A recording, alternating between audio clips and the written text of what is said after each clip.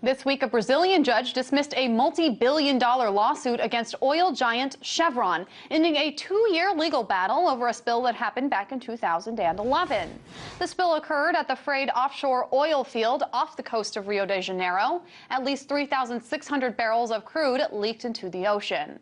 This case is the largest ever environmental lawsuit in Brazilian history. Prosecutors were asking for $18 billion in damages from Chevron.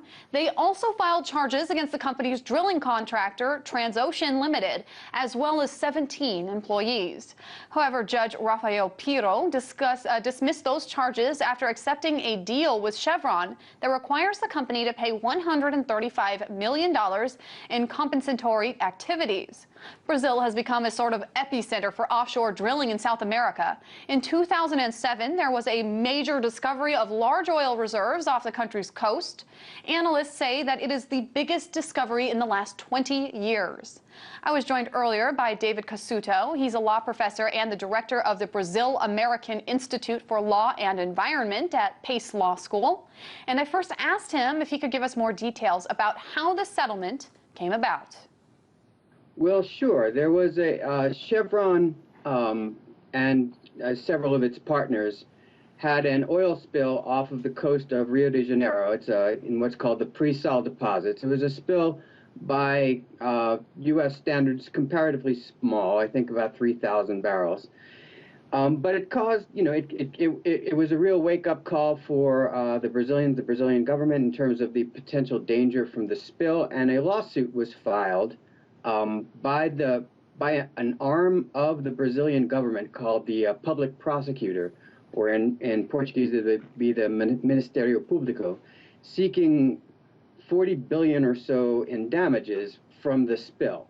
And so the idea is, well, this would be, Brazilian law is not that much different from U.S. law in terms of what it was seeking. It was seeking cleanup costs and property damage, and also possible costs going into the future. And so that's what brought about this lawsuit. The lawsuit was filed essentially to recoup both present and possible future damages. And I want to be clear about that. That's 40 billion reais, is about 18 billion American dollars. So why did they agree to settle for 135 million US dollars in the end? Well, it's an interesting question. The short answer would be is that it was in everybody's interests.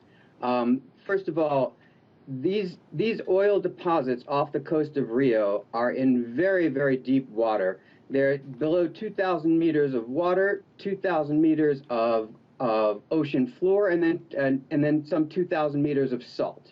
Getting to that oil is extremely difficult. And nonetheless, we're talking about oil reserves that are absolutely immense and incredibly important to Brazil. So while they want to be very careful with any potential drilling in the area, they also don't want to completely discourage it. So the settlement, I think, reflects a certain pragmatism on the part of everybody involved. One needs to pay the costs of the exploration and potential damages. On the other hand, the Brazilian government is very wary of deterring future exploration and development in those fields. However, it was the Brazilian government that did come up with that initial estimate of the $18 billion, which, by the way, is more than the U.S. got after the Deepwater Horizon oil spill, which caused significantly more damage. And in this oil spill, nothing washed up on shore. I think it stayed about 67 miles offshore. No one was injured or killed, nothing exploded, etc. Yes, you're right. So the Brazilian government came up with that number. Just like any good litigant would in a potential lawsuit, you look at the potential damages and you get the largest number possible, because that's the number you start with when you're starting a negotiation. And I mean, realistically, any lawsuit is also a negotiation. So you want to start with the most advantageous negotiating position. You're quite right. The number pales in comparison. If we look at the damages that were actually realized from this spill versus the Deepwater Horizon spill, that's both a commentary on the Brazilian government's negotiating position, as well as the fact that the Deepwater Horizon damages probably were not calculated in a way that realistically reflected the damage. And also, Chevron was forced to close down for about a 6-month period, which is hugely costly to that company. Was that taken into account here at all, do you know?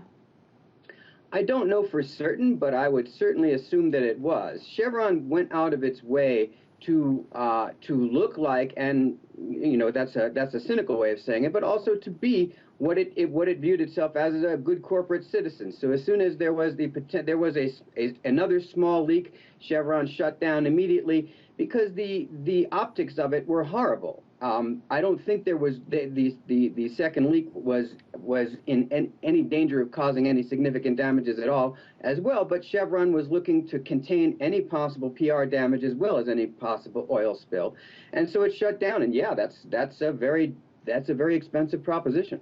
And Brazil is hugely important in the production of oil. 90% of Brazil's oil production actually happens offshore. So has anything changed since this oil spill?